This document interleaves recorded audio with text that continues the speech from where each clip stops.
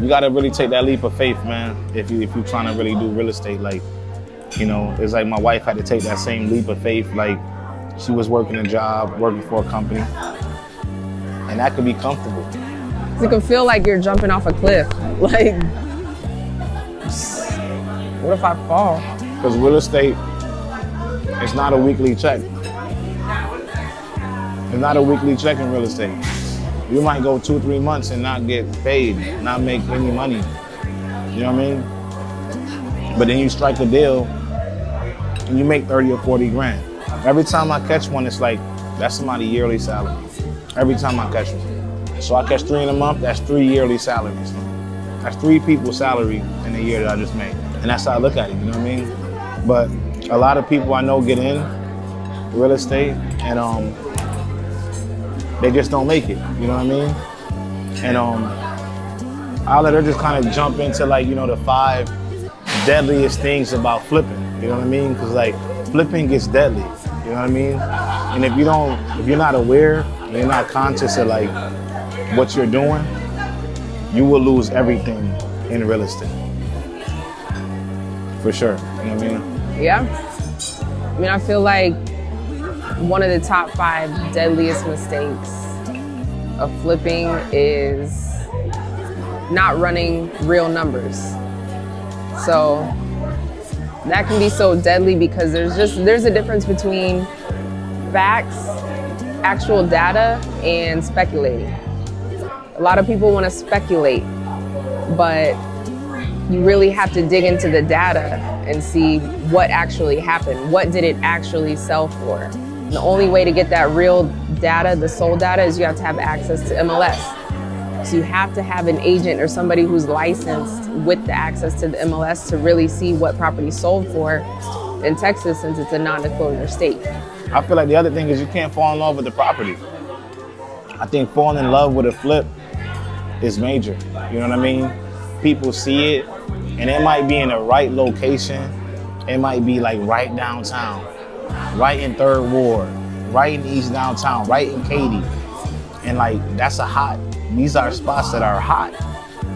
But if the number's not right, then the deal's not right.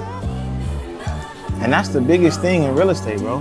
You know how they say love is blind? Yeah. You forget, you start trying to make it fit in that mold. People make jump it work. out there and they stop following the 70% rule. Like, there's a 70% rule for a reason. Like, every investor follows the 70% rule for a reason. It's not just there to be there. Like, it's there for you to follow if you want to be successful and profit. And all the true investors, the true successful investors, we still follow the 70% rule. You know, what would you say another one is? I would say that the lack of organization can be deadly. And when I say that, I mean, like, even down to, like, so you get the property, you're ready to start, you've got your GC, but you have no schedule. That can be crazy. So if they're working on the roof and they put in windows and they already installed doors, and then you try to go and do the foundation, you could crack a window, you can mess up the brand new roof job that you just had done. Your doors might be uneven, have to be realigned, they may not shut. So having a schedule, seeing everything laid out, putting the pieces together properly is crucial. It's very important that you have a system in place that follows you through every rehab. So it's not just like this rehab, this change. No. This system can be implemented on every single house that I do. Like, every house, I follow this exact order. I do this, I do this, I do this, I do this, and it has to go in order, you know what I mean? And then it has to be an organized schedule. I think, like, the biggest thing that people lose out in real estate with is not being organized with their crew. Like, for instance, the rehab budget is $60,000. They're paying them in thirds, 20, 20, 20. 20 up front, 20 in the middle, 20 at the end. That's the fastest way to get burnt. So we had to cut that completely out of what we do. You know what I mean? Like, we don't pay our guys 20, 20, 20. We pay them by the week. I'll write out everything. I create a checklist, and I post a checklist around the house, right? If everything isn't checked off the checklist for that week, they don't get paid. We both from Rochester. And like, what we know is, like, in Rochester, everything is for cheap. Everybody's trying to get something done for cheap, you know what I mean? And like, that mentality caused me to lose so much money when I first moved to Houston. I mean, I lost so much money using the cheap people, using the cheap contractors. And that's the absolute most wrong way to do real estate. Because we know, like, back home, it's like, you could pay somebody $1,000 and 2-pack of Heineken and they'll put up your whole fence, you know what I mean? And like, out here, it's not like that. And I will bump heads all the time with other people from Rochester. And I'm just using Rochester because that's where we're from, right? Yeah. You know what I mean? But it could be any place. But for people in Rochester in general, I will bump heads with them because they'll ask me to do something. Like, yo, can you do this for me? And I'm like, all right, boom, it costs this much. And they like, yeah, but in Rochester, I can get it done from here.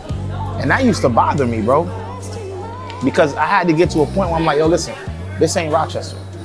The kind of work that we're doing out here is not the kind of work you're doing in Rochester. You can't build a house in Houston for $20,000. In Rochester, that's what y'all doing, right? You can't do that out here. Because in Rochester, you're not selling houses for $500,000. I'm selling $500,000 houses. So how can I be successful at selling $500,000 houses if I'm using Craig that's doing a project for $2,000? Yeah. You know? So I see it all the time with so many veteran investors out here still that's now coming to me like, yeah, man, I learned my lesson, man. I gotta stop using the cheap contractors, you know what I mean? Like, you really pay for what you get. You know what I mean? You want good work, it's gonna cost you a little bit more. I'm not telling anybody to go get the most expensive contractor. What I'm saying is, it's vital that you get referrals on your contractor. Like, if you're about to work with somebody, then get a couple referrals from them. Who have you worked with? I remember we ran into a situation where we had a guy that came out, assessed our house, and Christina was like, hey, listen, give me a couple pictures on your work. Show me a couple pictures of your work. And he sent us a whole file of pictures. And I'm like, okay. And, you know, she was smart enough to say, you know what? Let me Google search these images. And when we Google searched the images, all the images were pictures that came off the internet. So he gave us a whole zip folder of pictures from the internet. They weren't real pictures. So again, you know, people gotta get more than one price. You know what I mean? Get referrals on the properties.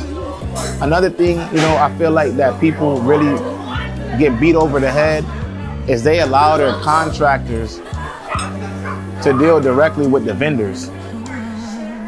That's an absolute no-no for us. We've learned that lesson. We go directly to every single vendor.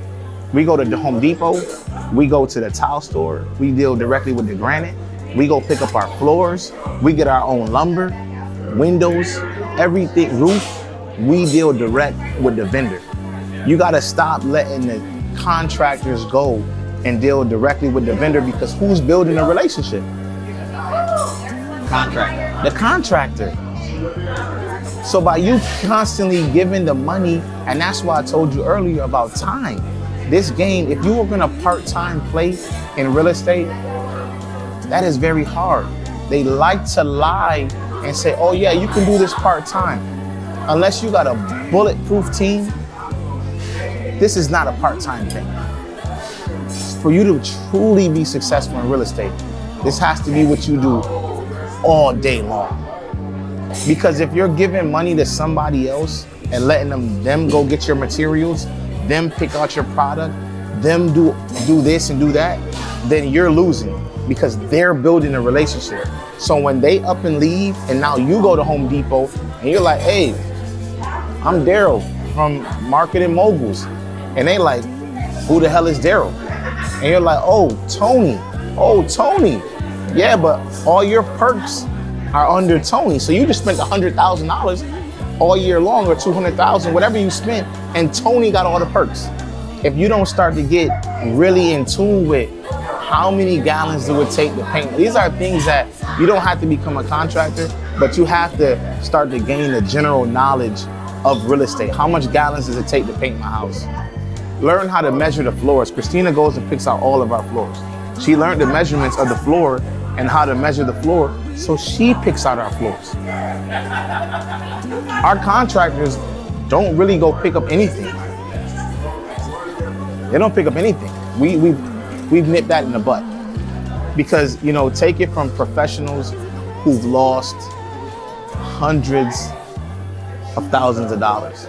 And that's why we're able to speak to people and tell them and give them all this knowledge, because we're firsthand, we're not ashamed to say we lost a lot of money in real estate.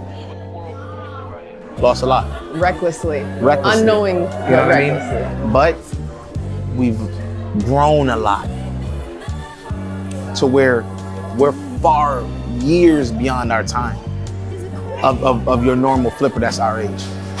Because we jumped in head first, made all the mistakes possible, and now 8 years in, we can sit back and nothing catches us by surprise. There's like nothing in real estate at this point that could surprise us. Like, oh, we're surprised. No, we know about that. We know about that. This is what you need not to do.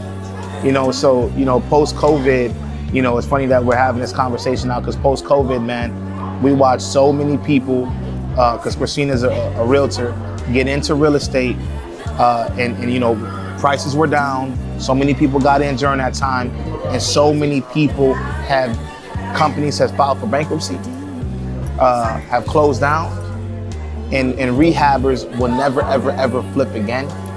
Credit is shot. Businesses were lost, homes were lost from people who invested into real estate and cannot make a comeback. Even today, I would say, when we was looking at one of the properties, I was in you guys were explaining about the roof. You could see how it was a you know, the house was extended. So, and he was explaining how that might have had not been permitted. It's a 50-50 chance that it was permitted or it wasn't. And that could, you know, along the way in a project could cause a problem when the inspector pulls up. A lot of times you have unpermitted things that's going on properties. And what people do is, say for instance, you know, they have done something unpermitted and they got a bunch of fines on it. What they'll do is they'll sell the house. They'll sell the house knowing that, listen, man, ain't no way I'm gonna be able to close it. I got 8 open cases against me. They'll sell it to you. And a buyer doesn't even know that they're buying a project with all these permitted issues. But it just rolls over to you. You know what I mean? So again, it's like doing your research, having a good real estate agent, you know what I mean? You know, being organized, having systems in place, being really in tune with the people that you're working with, have a detailed schedule that you like, because at the end of the day, you're the one that's writing the check. So it should never come down to the people that's working to make any decisions for you, because you're paying them. So you're in control of the job. They have to follow what you want. If this person don't like the way that you pay and they don't want to take the weekly pay, we can't work together. Simple as that. And I've had that happen. Hey, no, I'm not allowing you to pay me like that. All right, cool. We don't gotta work. Because you will find a good contractor that knows he stand behind his work. Now, of course, it's a two-way street where they also have to trust you, because it's a lot of scumbag investors that don't pay their workers. So it's a real 50-50 street on that. But you know, for us, we just kind of stand on that. Like by now, we got the reputation, we have the relationships, and if you're not able to bend the way we want you to bend, we're just not willing to work with you. You know, and I think a lot of people need to understand that who's really in control. It's you, the investor, that's in control. No one else, you know what I mean? And again, you know, this video is put out there to help you be better, more successful at what you're doing. Like, follow, or share. And again, join Simple Solutions Real Estate Firm, the Marketing Moguls, where everything you dream can become a reality.